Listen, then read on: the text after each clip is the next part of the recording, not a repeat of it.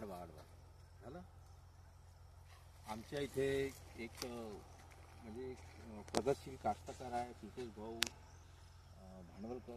नमस्कार प्रितेश भाऊ. नमस्कार नमस्कार. हां प्रितेश भाऊ, मी काय म्हणतो हे म्हणजे तुमचा या क्षेत्रात मी पहिल्यांदाच पाहून राहिलो. तुम्ही एरंडीचा एक प्रयोग करून पाहिला. हो सर, मी एरंडीचा प्लॅन यंदा उदयास आणला. उदयास आणला. ओके. हो. मग त्याच्या मागचा तुमचा उद्देश काय होता का बा या क्षेत्रात एरंडीचं उत्पन्न याच्या आधी घ्यायचे, हो. आता कोणी घेत नाहीये. हो, आता कोणी घेऊन शकून राहिले. हो.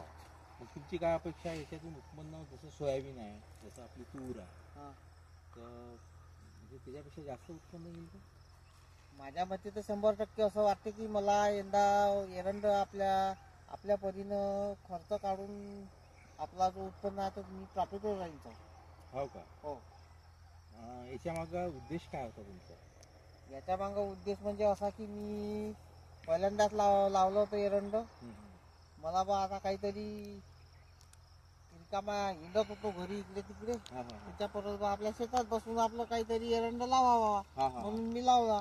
मग भविष्यात या पिकाला मागणी वगैरे आहे का? म्हणजे ऑस्ट्रेलिया, भारत, युरोप खंडात, सगळ्या आशिया खंडात मागणी आहे. तिकडे परदेशातही मागणी आहे. हो. याचं म्हणजे ते याच्यासाठी पेंट मध्ये किंवा आपलं ते लुब्रिकेंट असते, हो, इंजिन ऑइल जे म्हणतो आपण, हो, त्याच्यात खूप भरपूर प्रमाणात त्याचा उपयोग केलेला जातो. हो, याचं उत्पन्न म्हणजे उत्पन्नाचा जर तुम्ही विचार कराल तर भारतात 90% उत्पन्न एरंडाचं आहे. हो, हो सर. एरंड वापरल्या प्रत्येक ठिकाणी जातो. जसं आता आपलं पेंट येतो आहे, एशियन काय आहे, अजून कुठल्याही नेरोलॅक्स आहे, अजून बरेच याच्या कंपनीचे पेंट आहे, त्याच्यात त्याचं एरंडाचं जे तेल निघतं त्याचा उपयोग केला जातो. त्यानंतर याची जे खळ राहते म्हणजे ढेप जे म्हणतात, ती ढेप म्हणजे फर्टिलायझर वगैरे त्याच्यात ते हे करतात, यूज करतात. हो, यूज करतात. तुम्ही हा खूप छान प्रयोग केला. अजून बाकी जे शेतकरी आहे त्यांच्यासाठी तुमचं काही विशेष म्हणणं? त्यांच्यासाठी माझं म्हणणं असं आहे की तुम्ही बी माझ्या वाणी शिका आणि करा. काहीतरी शिका, तेव्हाच फायदा होईल. नाही तर घरी बसून दातकड्या काढणं, हसणं हे योग्य ठरणार नाही मला. बरोबर आहे तुमचं. बिलकुल मी तुमच्या याच्याशी बिलकुल म्हणजे हे आहे, म्हणजे सहमत आहे.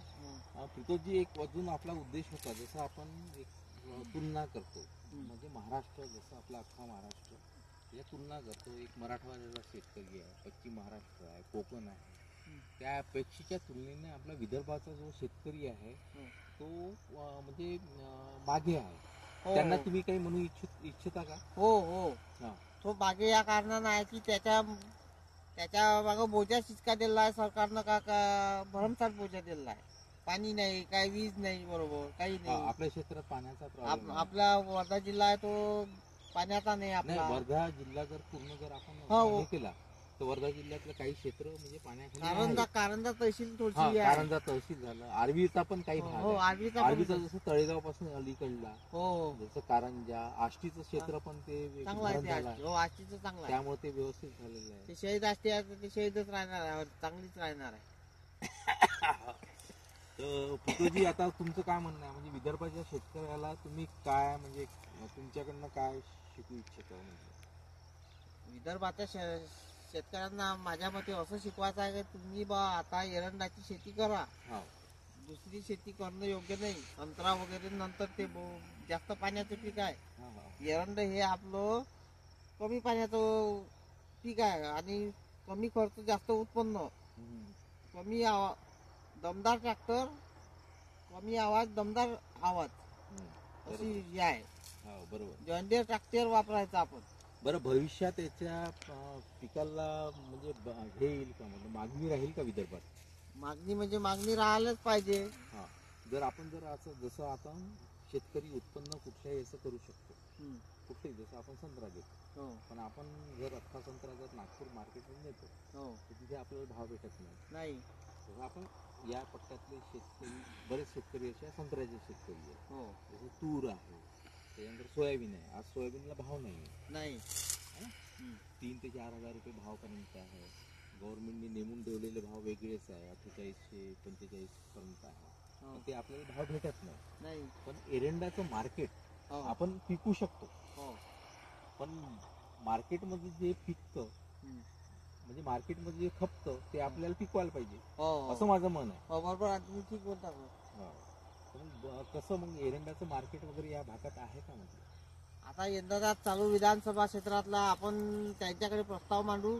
हा. ते 2-3 दिवसात राहिले आता. हम्म, हम्म, 19 का 20 तारखेला विलक्षण आहे. हम्म. त्याच्यानंतर मी बोपण्या गावात आमसभा घेईन. हा, हा. सरपंच तर आहेच नाही आता सध्या. हा, हा. तर मी बाबूला ग्रामसेवकला मीटिंग घ्यायला लावीन. हा, हा. बाय आमच्या ह्या एरंड्या पिकाचा आपल्या तळेगावला द्या, प्लॅन उभा करून द्या. हा, हा. आम्ही इथंच करू काहीतरी. हा, हा. असं करून माझे 2 शब्द संपू इच्छितो. खूप खूप धन्यवाद तुमचे. धन्यवाद विक्रम बांदोरकरजी. हो. नमस्कार. नमस्कार.